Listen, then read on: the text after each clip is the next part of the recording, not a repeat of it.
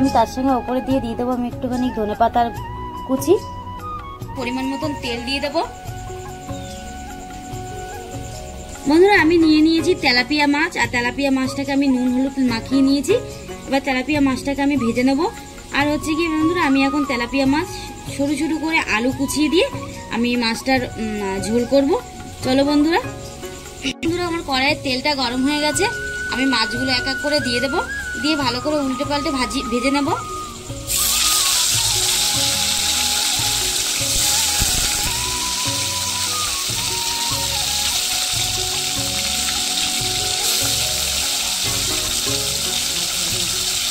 আমি কচু শাকটাকে বেশ ভালো করে কষিয়ে নিয়েছি।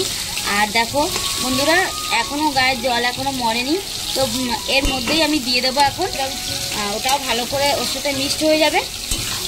মাছটা ভালো করে ফিরিয়ে দেবো, মাছগুলোকে আমি ভালো করে উল্টে নেব।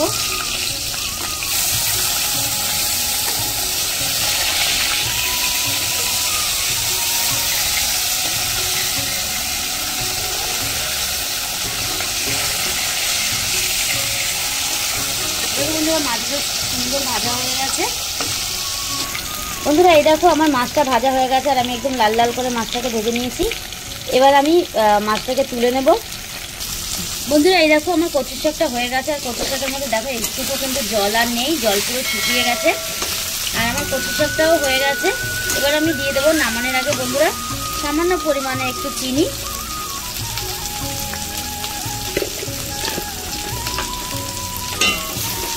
আর বন্ধুরা দিয়ে দেবো আমি এর মধ্যে সামান্য পরিমাণে একটু গরম মশলা।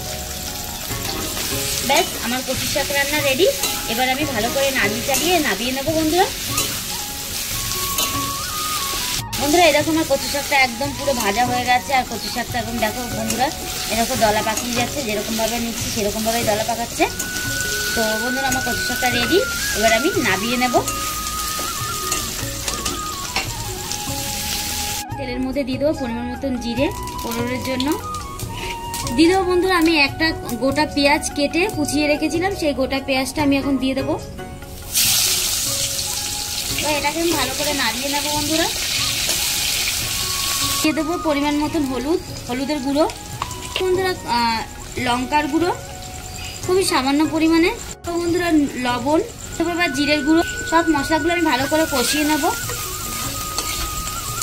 বন্ধুরা আমি লঙ্কার গুঁড়োটা কম দিলাম, তোমরা যার যেরকম পরিমাণ ঝাল বুঝে দিয়ে দেবে, কারণ আমাদের বাড়িতে যেহেতু বাচ্চা আছে, আর বাচ্চাকে একটু মাঝে সাঝে একটু ঝোল তরকারি দিতে হয়, যার কারণে আমি লঙ্কার গুঁড়োটা কম দিলাম। আমি আলাদা করে বাচ্চার জন্য রান্না করি না, আমাদের সাথে যা রান্না করি এটাই আমরা দেব।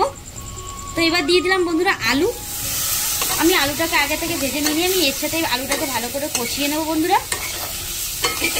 ভালো করে কষানো হয়ে গেছে, আর হচ্ছে গিয়ে কষানো হয়ে গেছে। এবার আমি পরিমাণ মতন জল দিয়ে দেবো। বেশি গাঢ় করবো না, যার কারণে আমি জলটা একটু বেশি দিলাম। তোমরা যদি চাও তো তোমরা পরিমাণ মতন মাপ করে জল দিতে পারো। দেবো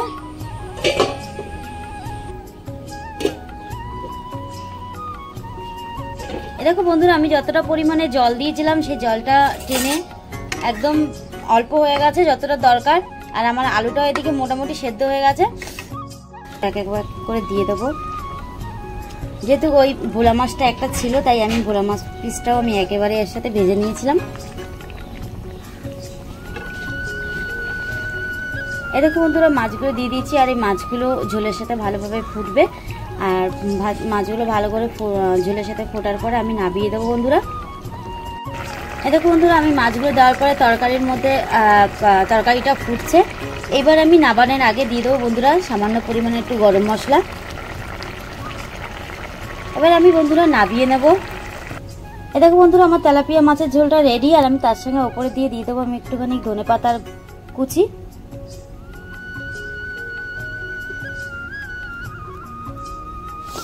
বন্ধুরা আমি ওপর থেকে ধনেপাতার কুচি দিয়ে দিয়েছি, আর দেখো মাছটা একদম শুকনো শুকনো করিনি, মাছটা গায়ে কিন্তু ঝোল রয়েছে। তো বন্ধুরা তোমাদের ভিডিওটা কেমন লাগলো? ভিডিওটা যদি ভালো লেগে থাকে তো লাইক কমেন্ট শেয়ার করে দিও, আর পাশের বেল আইকনটা টিপে দিয়ে আমার সাথে থেকো। আজকের মতো বন্ধুরা এইটুকু, ধন্যবাদ।